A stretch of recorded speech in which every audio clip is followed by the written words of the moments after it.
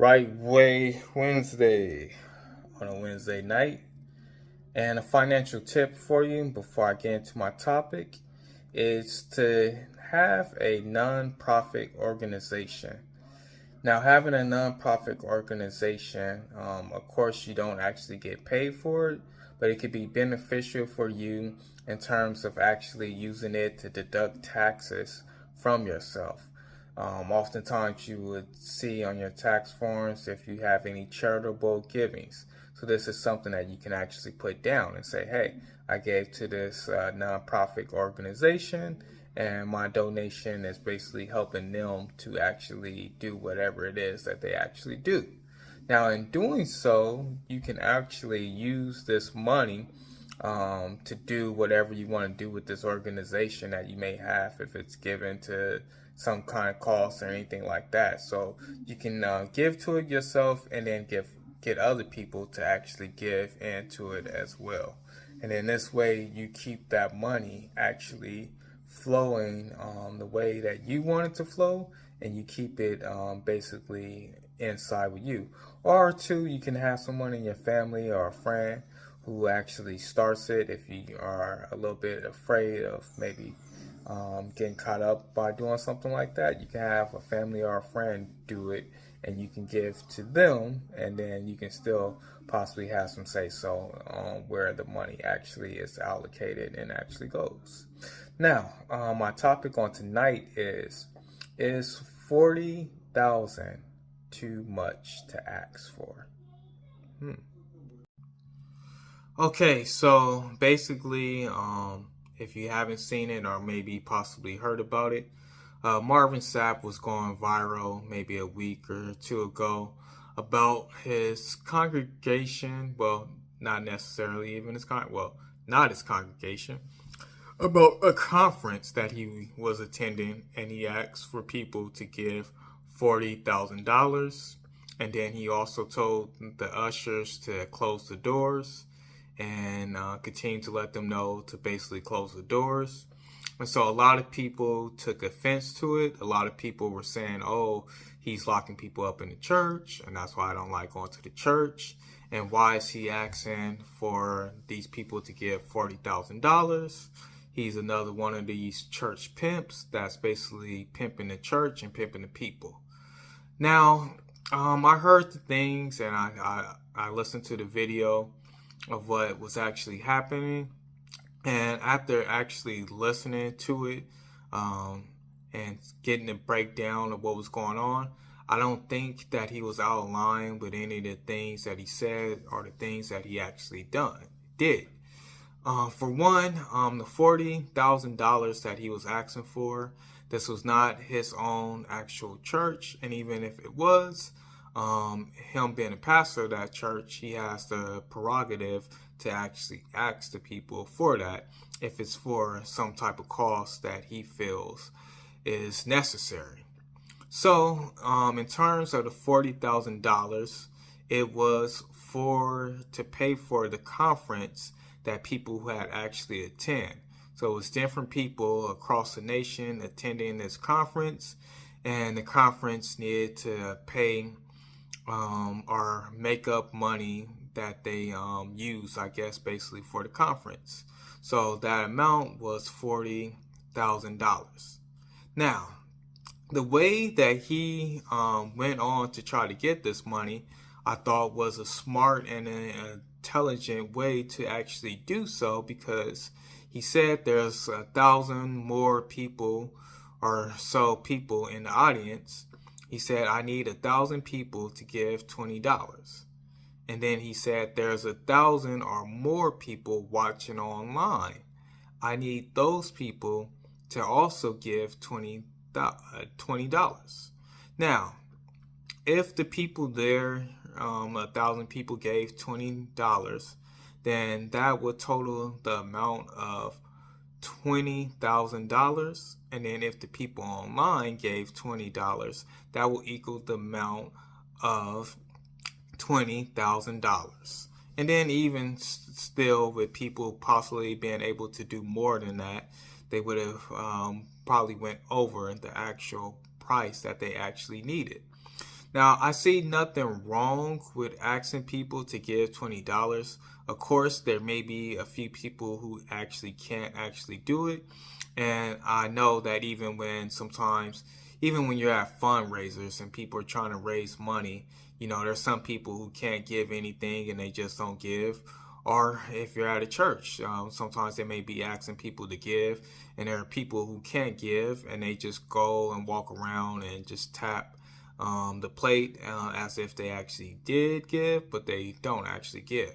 So that doesn't mean that, just because he's asking for that amount, that everybody's going to have to do it, or else, he's going to do something to them.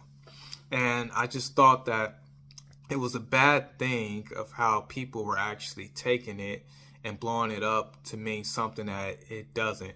And then I think also, too, this runs a lot of people away from the church when things from or people from the outside who possibly don't actually even understand church politics and things like that, or how churches operate, start speaking on church actual things, because they blow them out of proportions and they say things that don't actually line up to what was actually going on. So now at this point in time, Marvin Sapp has been saying that he's been getting death threats and he's been getting a lot of hate mail and all these other things, which I think a lot of people shouldn't be actually doing those things to him just based off of what he asks. A lot of people spend $20 on a lot of other stuff all the time, and I think asking people to give $20 is not a large amount to ask. And then he also too asked those who were leaders as well to give, who were up on the stage, mostly probably pastors and deacons, which would be leaders in the conference. He asked them to give 100, since them being up there, some of them possibly could have got in for actually free, possibly. So I think it was a good thing that he actually did that. Making and asking them to actually give 100 and them to actually give more than what the people were actually giving. So, and all in all, I don't think what he actually asked for was actually wrong. Now, in terms of closing and shutting the doors, oftentimes when you're at church, there's going to be some reasons why they don't like people to move, or why they may actually close the doors, and they have the ushers actually stand by the doors. One of those things is definitely when somebody is praying, they definitely feel like nobody should be moving at that time, and so good churches, or I wouldn't say good churches, some churches prefer for no one to actually be moving at this time, because they feel like this is a spiritual time. Somebody's praying, so everybody should be still, because this is a time where someone's going to the throne of grace, and they're basically communicating with God. And then also too, at an altar call, this is another time when people are praying and everybody is praying together. So if there's an altar call, or even if there's possibly a call to discipleship, this is where people are given the opportunity to accept Jesus Christ. Depending on what church you go to, a lot of churches may not do that. They may have or call it something else. But during these times, they do not like people to be coming in and out of the church or moving around. And then also too, when there's money being given. Some of the reasons for when money's being given, some may be for security reasons, because if you're giving money into a offering, somebody may come in to actually rob it. Yes, some people do try to come in and rob churches. Then also too, just for the format of actually being able to do everything in a nice and quick and decent order. You don't want people moving and walking in and out while other people are trying to walk down to actually give their money, and the ushers have to basically figure out, hey, are you walking to go out? Are you walking to go give? Or, we didn't tell you to move yet. Why are you moving? So it just keeps things in a better, orderly fashion. And so Marvin Sapp kind of breaks this down in an interview as far as this is, this is why he was telling them to basically close the doors. It wasn't to lock the people in or to lock the people up or not allow them to actually leave the church. And I'm pretty sure if somebody wanted to leave or needed to go to the bathroom, they could have. Usually when that does happen, oftentimes during these things that are mentioning, some people still do move, and the ushers will quickly like, okay, yeah, no, go ahead, get out, and they will open the doors for them and let them go, and then close the doors back up and make sure and keep watch to make sure that nobody's actually going in and out. But this again is another thing where if you haven't been in church a whole lot or haven't been in church in a while, or maybe your church just doesn't get down like that, you wouldn't actually notice, and you would think that he's actually locking the people up and making sure the people don't go out. I think a lot of people do actually know that, and know that how this is how ushers do things and how the church people do things. And I think it was just a lot of people trying to basically put a black mark on churches by actually putting this content out and making it seem like he was basically locking the people up when that's not the case. Now, one of the things we definitely need to watch out for is we have to now do a lot of our own fact checking and basically going to the source of things and making sure if people actually said what people are actually putting out there, because there's a lot of what people will call today is clickbait. A lot of the stuff you may see on social media or on the internet, it's just stuff that people just put out there. Sometimes the stuff can be fake. Sometimes it's just stuff that people put out there just so that they can get people to actually like their stuff, for them to actually get a whole lot of reviews from other people. And so I think this is what happened with the whole Marvin Sapp thing. I think this was a way for people to actually get something out there quick and fast, something that people could actually talk about and bring up topics about it and basically put this man down. It's a sad thing that it happens like that today, but this is why you will hear a lot of old news journalists and other journalists of other things basically complain about this day and age that we live in. And then even a lot of people who are columnists and used to write columns and stuff like that, and just a lot of news reporters, they complain about how there's so much information that goes out there that's false. But this stuff is the things that get all the reviews. These are the things that runs ratings and make ratings actually go up.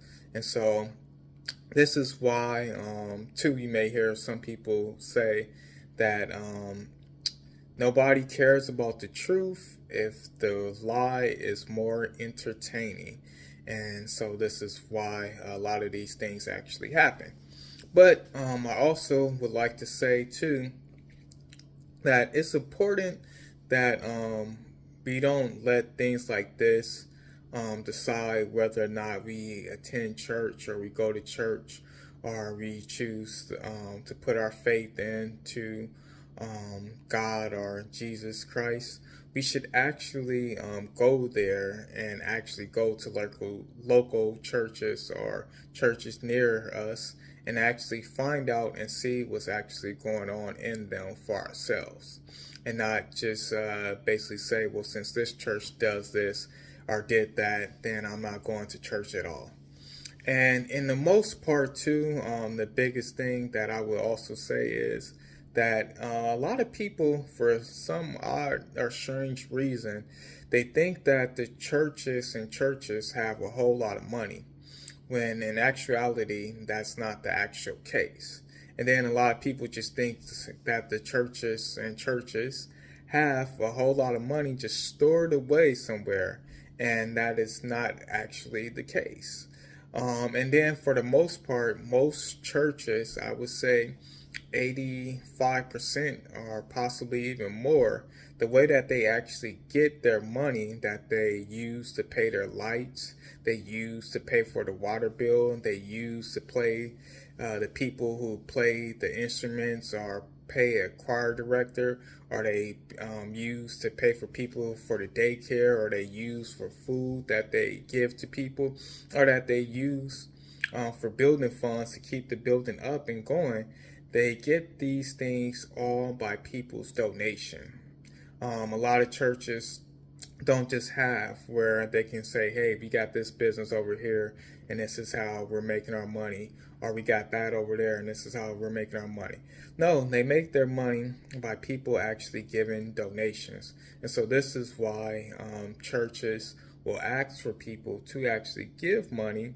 It's not just all for the pastor or for leadership. It's for them to actually do things in the church and actually do things in the community. And I have seen, I can say on both ends, where I can see where people maybe misuse money, and then where people use money in a good and orderly standard. So don't let this stop you from actually attending or actually going to a actual church.